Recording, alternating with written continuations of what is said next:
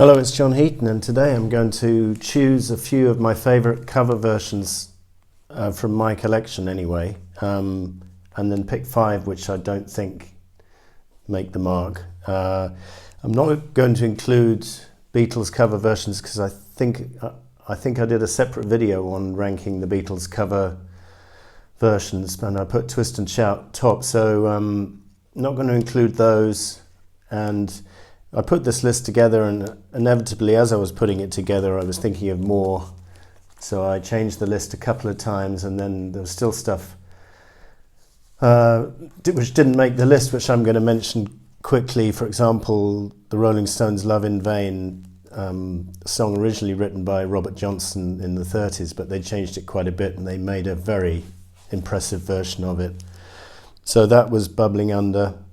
So I'm going to cover the top 15, what I say, hits, in terms of successful cover versions. And then before I do the top 2 or 3, I'll cover the misses and then cover my top choices. So coming in at number 15, we've got a song from Cream, co-written by Booker T. Jones, called Born Under a Bad Sign. And I listened to the originals of all of these last night, and then the version that I know and love. And in this particular case, I think Jack Bruce's vocal is absolutely stunning, and the sound that they get from a three-piece, essentially, Eric, Ginger and Jack, is outstanding, and that's a big favourite of mine, that one, Born Under a Bad Sign. Next we've got a song from Wrecking Ball from Emmylou Harris, and I have Thomas Calden to thank for recommending this album to me. Thanks, Thomas. It really is a bit of a treasure. And I could have picked the Neil Young song Wrecking Ball, because that's a really good cover version, but she does a storming version of Every Grain of Sand. And whilst I don't necessarily prefer it to the original, the ones I've chosen here, these cover versions, are ones which, if they don't supersede the original, they at least almost match it. And I think this one is a very successful version. Lovely voice that Emmylou Harris has, and nice arrangement. So that was number 14. Number 13, from Fleetwood Mac, I've chosen the Beach Boys song Farmer's Daughter from the live album. Now, I also considered putting A Satisfied Mind from Lindsey Buckingham from his album Law and Order, which I think is a brilliant cover version of that famous song. But I've chosen Farmer's Daughter because the lovely harmony that Christine, Stevie and Lindsey have, kind of almost mimicking or matching the Beach Boys harmony. And I like the pace. They've taken a slightly slower tempo, and I think that works. In quite a few of these versions, these cover versions, the tempo is slightly slowed down to make it more majestic, and I think this one works. I listened to the Beach Boys original last night, and it was okay, but it was a little bit too fast for my liking, but maybe that's just me. Number 12, we've got Bob Dylan's reading of the Gordon Lightfoot song Early Morning Rain. And again, I did listen to Gordon's original and enjoyed it thoroughly last night, but Bob does an absolutely brilliant version. And this album, Self-Portrait, comes in for a lot of stick, but not least for the fact that it's got several, more or less half the album is cover versions, but very successful cover versions in many cases. And this was the best example of that for me, along with Take a Message to Mary and Take Me As I Am or Let Me Go, which also could have easily made the list, but that was Early Morning Rain, Bob Dylan, 1970. And now number 11, I don't have this in my collection, but it's a very successful reading of the Charles Aznavour song She from 1974, and Elvis Costello covered this on one of his later albums, and I seem to remember Jeff Lynne also covered it, but I think I prefer Elvis's version. It's a very soulful reading, and the vocal is absolutely brilliant, and it's such a great song, and it's not as if the original can really be improved on too much. I think it's one of those songs anyone can do it and do it successfully. Next we've got Wild is the Wind, the closing track from Station to Station, and this is quite an old number, and I was trying to figure out who did the original, and I found an old version from Nina Simone. I'm not sure if any of you know whether that is the definitive version, but that's the one I listened to last night and quite enjoyed it. But I think David Bowie makes this his own, and there's a brilliant video to go with this, and it came out on Changes 2, Bowie, and it's a highlight of this album, even though it's a cover. Then we've got a song from the Songs of Bob Dylan, which is a number of artists covering Bob Dylan's material, and not many of them do a brilliant job.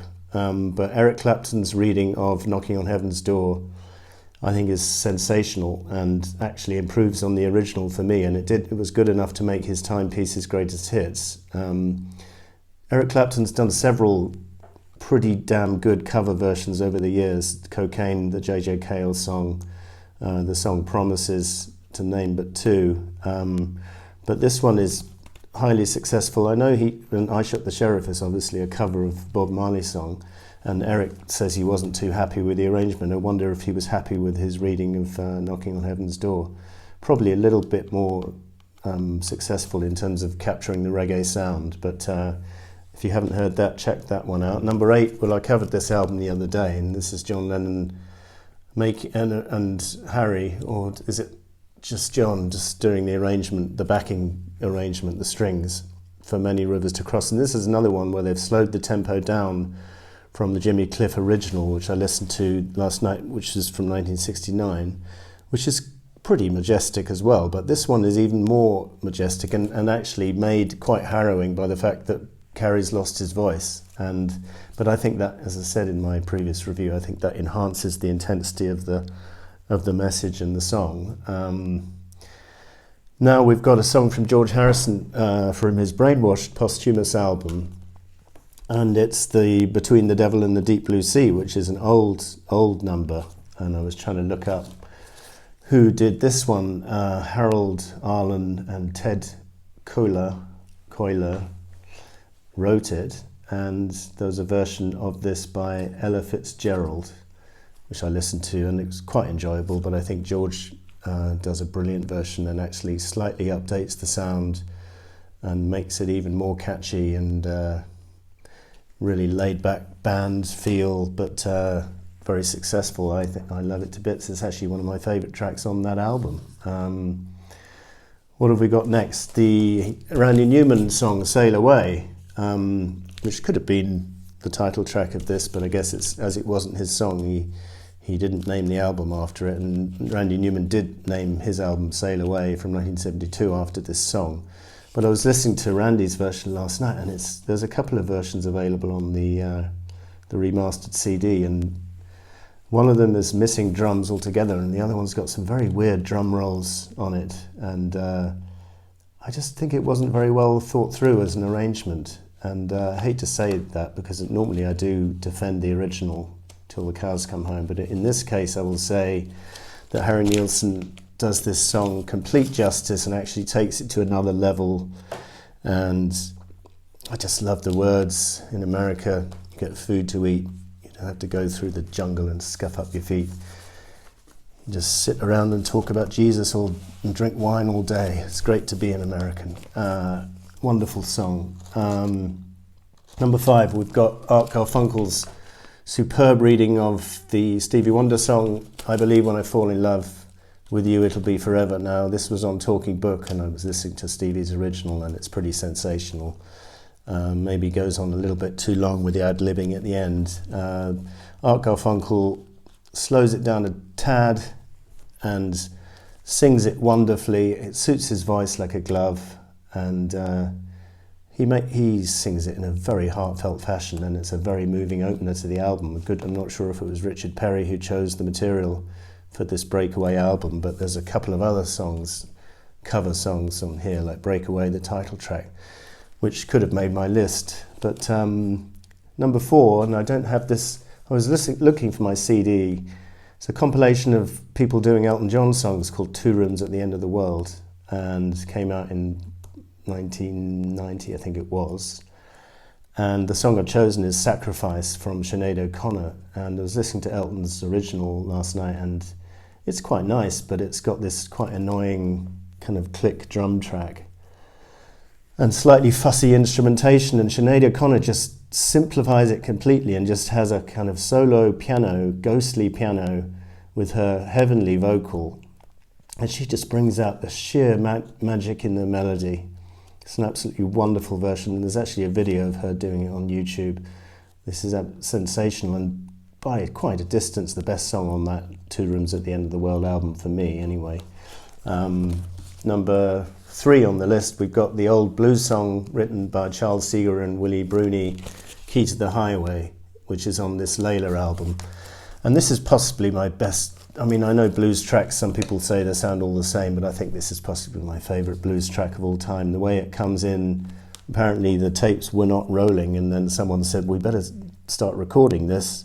So they started recording it, so if you listen to the song, it kind of fades in, because they only started halfway through recording it, and then the song just keeps going for how many minutes? I think it's about 8 or 9. 9 minutes 47, and Duane Allman and Eric Clapton superbly duetting on guitar, with able support from Bobby Whitlock on on piano, with Jim Gordon on drums and Carl Radel on bass. Sensational. Number 2, we've got the Harry Nilsson famous cover of Without You, the Badfinger song, released on No Dice, and the story was Harry just went to Richard Perry, I think it was, and said, I what is that Beatles song which goes like this? And he sang it a bit, and Richard Perry couldn't recall it, and they looked through all the Beatles albums, couldn't find it, and eventually found it on the Badfinger album, and he took it, he basically did a superb arrangement with Richard Perry, Harry, and sings it beautifully, and made it into an absolutely smash hit. And Badfinger were in the same studio at the time, I seem to remember reading, and Harry or one of his team invited them in to sit in the control room while they played the song back at full volume. And Pete Ham and Tom Evans, who wrote the song, were just flabbergasted and ecstatic that someone had done so much, and so much improvement on one of their compositions. Was actually a decent song on No Dice. There's nothing wrong with it. It just wasn't particularly radio friendly for being a single.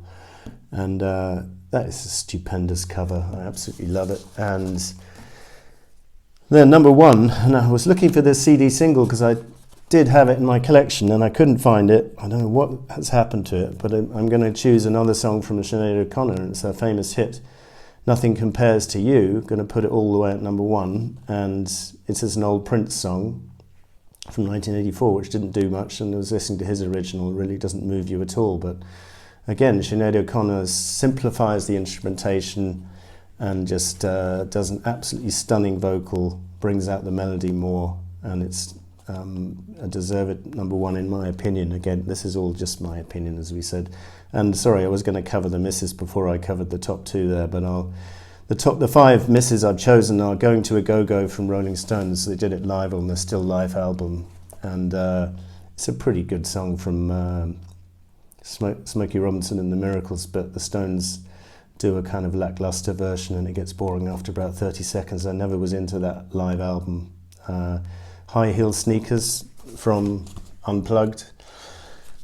Disappointingly, this Unplugged album was an opportunity for McCartney to do obscure stuff from his catalogue, like Country Dreamer, Heart of the Country, Love in Song, but instead 6 out of the songs here, out of the track listings, are cover versions of old rock and roll songs, and we can do without High Heel Sneakers, where he's pitched it in such a key that his vocal sounds a bit ludicrous, and there's an annoying harmony vocal. I think it's from Hamish Stewart.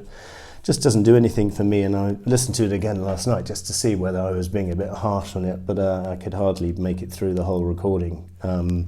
Similarly, I didn't even bother revisiting this because I know I hate it. From Ringo Starr's Vertical Man, he, for some bizarre reason, decided to cover Love Me Do, and it's an appalling version. I mean, it's not the best song on earth to begin with, and what the hell Ringo was trying to cover it for, I don't know. But for a start, he's singing John's melody instead of Paul's, so it sounds a little funny, but without Paul's top melody line. But that notwithstanding, it's just a meaningless cover version. I wish he hadn't done it. And number 2, we've got David Bowie attempting to do the Stones track Let's Spend the Night Together. I think Uncut in the Ultimate Album Review gave this version 5 stars for some odd reason. I think it's a dreadful version of a not very good song. It was never one of my favourite Stones songs. And Bowie speeds it up and sort of sings it rather manically, and it's pretty forgettable. One of the weak links on Aladdin Sane. I'm sure there's plenty of Bowie fans who are going to be annoyed at me for saying that, but anyway, it's just my opinion. Number 1, I did have the 12-inch single because it was given to my son recently for a birthday present, but I can't find it, but it's no loss, and it's Dancing in the Street from David Bowie and Mick Jagger. I think it's the low point in both of their careers, but I remember when I was slagging off this song in a previous video, I think it was on Duets, someone pointed out that the original is superb. So I did listen to the original from Martha and the Vandellas, and it is superb. It's got that brilliant kind of Spectre-ish, it wasn't Phil Spector, but it's got that brilliant full 60s production with the prominent drums, and co-written by Marvin Gaye and sung by female vocalists, and very successfully.